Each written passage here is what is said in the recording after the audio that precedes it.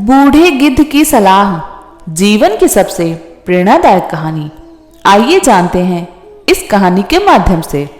किसी घने जंगल में गिद्धों का एक झुंड रहा करता था। उनका पूरा झुंड एक साथ उड़ान भरता और साथ में ही शिकार करते थे। एक बार वे सभी उड़ते उड़ते किसी टापू पर पहुंच गए। वहां बहुत सी मछली और मेढक रहते थे। उन्हें वह टापू बहुत अच्छा लगा। उसके खाने पीने और रहने की सारी सुविधाएं उस टापू पर मौजूद थी। सभी गिद्ध उसी टापू पर रहने लगे। अब उन्हें शिकार के लिए कहीं भी जाना नहीं पड़ता था।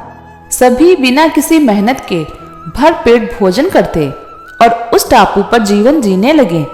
उसी झुंड में एक बूढ़ा गिद्ध भी रहता था।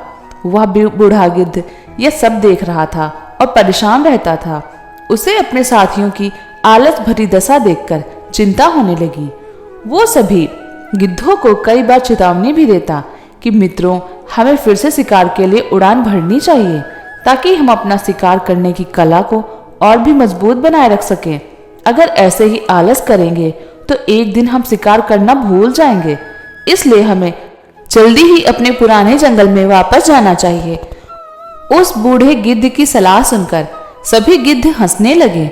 वह उसका मजाक बनाने लगे। उन्होंने कहा कि बूढ़ा हो जाने की वजह से इनका दिमाग खराब हो गया है, इसलिए यह हमें आरामदायक जीवन छोड़कर जाने की सलाह दे रहे हैं। ये कहकर गिद्ध के झुंड से उस टापू से जाने से मना कर दिया। उसके बाद वह बूढ़ा गिद्ध अकेले ही वापस जंगल में लौट गया। कुछ दिनों के बाद उस बूढ़े गिद्ध ने सोचा कि बहुत समय हो गया, चलो उस टापू पर जाता हूँ और वहां अपने सगे लोगों और दोस्तों से मिलकर आता हूँ। वह बूढ़ा गिद्ध जैसे ही उस टापू पर पहुंचा, वहां की हालत देखकर वह हैरान रह गया। वहां का दृश्य बहुत भयावह था।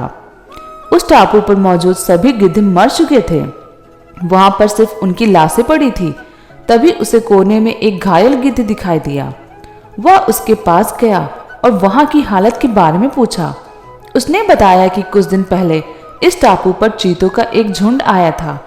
उन्होंने उन पर हमला कर दिया और सबको मार दिया। हम लोग बहुत समय से ऊंचा उड़ नहीं रहे थे, तो हम अपना जान बचा नहीं सके। हमारे पंजों में उनसे मुकाबला करने की क्षमता भी कम हो गई थी। उस घायल गिद्ध की बातें सुनकर बूढ़े गिद्ध को बहुत दुख हुआ। उसके मरने के बाद बूढ़ा गिद्ध वापस जंगल में चला गया। दोस्तों, हमें इस कहानी से यही सीख मिलती है कि हमें हर पल, हर हाल में अपनी शक्ति और अधिकारों की रक्षा करनी चाहिए। अगर आलस की वजह से अपना कर्तव्य छोड़ देंगे तो भविष्य में यह हमारे लिए घातक हो सकता है। धन्यवाद।